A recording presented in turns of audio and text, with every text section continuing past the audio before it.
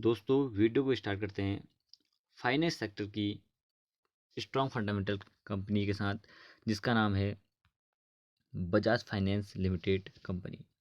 अगर हम इस कंपनी की बात करें तो ये कंपनी फाइनेंस सेक्टर से बिलोंग करती है और इस कंपनी की जो इंडस्ट्री है वो है फाइनेंस एनबीएफसी।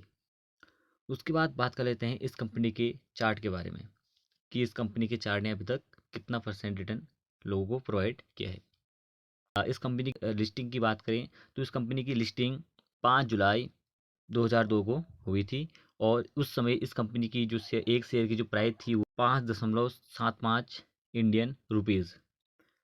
उसके बाद डिस्कस कर लेते हैं इस कंपनी के शेयर ने अभी तक जो लोगों को रिटर्न दिया है वो है लगभग 1,05,882%। अगर हम इसे कैलकुलेट करें तो लगभग 1058 गुना ये लोगों का पैसा कर चुके हैं अपने लिस्टिंग के वक्त से। तो अगर 5 ईयर की बात करें तो लगभग 268.50% के दे चुके लोगों को रिटर्न दे चुकी है, कंपनी का शेयर दे चुका है।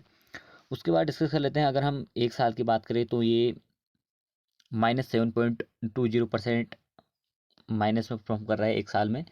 बट अगर हम इसकी लिस्टिंग के वक्त एक शेयर की जो प्राइस को देखें तो वो था 5.75 रुपया, और अगर हम अभी देखें करंट प्राइस तो वो हो गया है एक शेयर की कीमत 6,094 रुपया।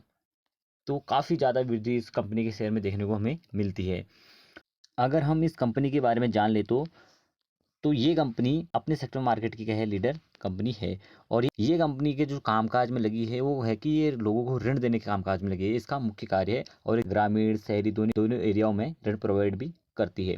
उसके बाद डिस्कस कर लेते हैं इस कंपनी के मार्केट कैप के बारे में। अगर हम देखें तो इस कंपनी का जो मार्केट कैप है वो है लगभग 3.5 लाख करोड़ का, और अगर करंट प्राइस की बात करें वो है 6100 का। अगर हम एक साल में इस कंपनी जो हाई छुआ था वो है 7,778, और जो एक साल में इस कंपनी ने जो लो छुआ था वो है 5220। अगर हम इसकी वैल्यूशन की बात करें या पीबी रेशियो की बात करें तो वो है 34.3। अगर के गुड पॉइंट की बात करें तो इस कंपनी ने लास्ट के जो 5 साल में जो सीजीआर रिटर्न दिया है उसकी जो परसेंटेज है वो है 30.9% के साथ ये लास्ट के 5 ईयर में सीजीआर रिटर्न हमें प्रोवाइड कर रही है।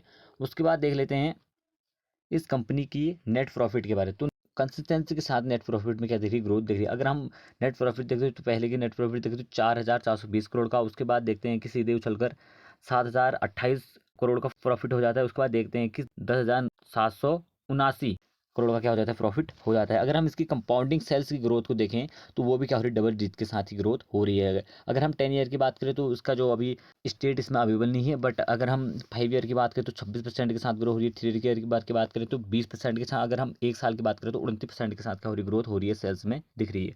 अगर हम कंपाउंडिंग प्रॉफिट की ग्रोथ देखने जाएँ तो 10 ईयर में अभी हमें स्टेट अवेलेबल नहीं है, बट 5 ईयर की बात करें 31% के साथ ग्रोथ हो रही है। अगर हम 3 ईयर की बात करें तो 21%। अगर हम एक साल की बात करें तो 81% के साथ क्या हो रहा है, प्रॉफिट की ग्रोथ हमें देखने को मिल रही है।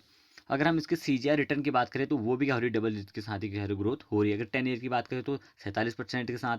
अगर हम 5 ईयर की बात करें वो भी डबल डिजिट, और 3 ईयर की बात करें तो वो भी डबल डिजिट के साथ ही ग्रो हो रही है। बट 1 ईयर में देखते हैं कि माइनस के साथ परफॉर्म कर रहा है। बट जो इस साल मार्केट में रिसेशन का दौर चल रहा है और हम देखते हैं कि किसी भी फाइनेंस सेक्टर की कंपनी में क्या हो रहा है, मंदी ही दिखाई दे रही है, क्योंकि अभी पूरा जो सेक्टर है वो क्या कर रहा है, मंदी में ही परफॉर्म कर रहा है। इसलिए इस कंपनी के शेयर में भी क्या दिख रही है, अभी कटौती दिख रही है। उसके बाद देख लेते हैं कि रिटर्न ऑफ इक्विटी। तो रिटर्न ऑन इक्विटी भी क्या हो, डबल डिजिट के साथ ही क्या हो रही, ग्रोथ हो रही है। किसी भी शेयर में अगर हम देखते हैं कि वो कंपनी फंडामेंटली स्ट्रॉन्ग है तो उसमें देखने होती है कि उसकी प्रॉफिट की ग्रोथ। तो इस कंपनी में जो हम प्रॉफिट की ग्रोथ देखते हैं वो क्या हो रही है, काफ़ी मजबूत तरह से क्या हो रही है, बढ़ रही है। जैसे कि डबल डिजिट के साथ ही क्या हो रही है, ग्रोथ हो रही है, कंपाउंडिंग प्रॉफिट की ग्रोथ। तो ये कंपनी का है फंडामेंटली स्ट्रॉन्ग।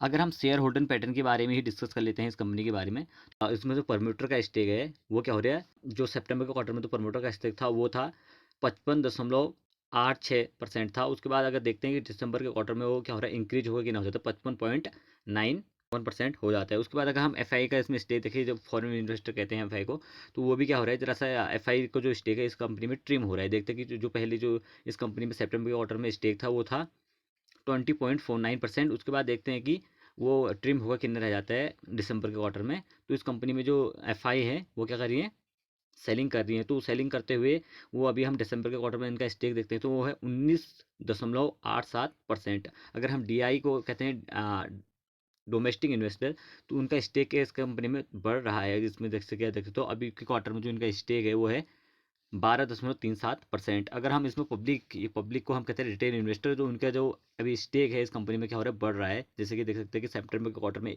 11.26% था, उसके बाद बढ़कर कितना हो जाता है 11.60% हो जाता है। तो ये कंपनी क्या है, फंडामेंटली स्ट्रॉन्ग कंपनी है। अगर आप चाहे तो ये कंपनी में भी स्टेक लेने के बारे में सोच सकते हैं।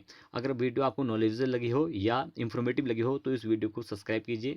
Thank you.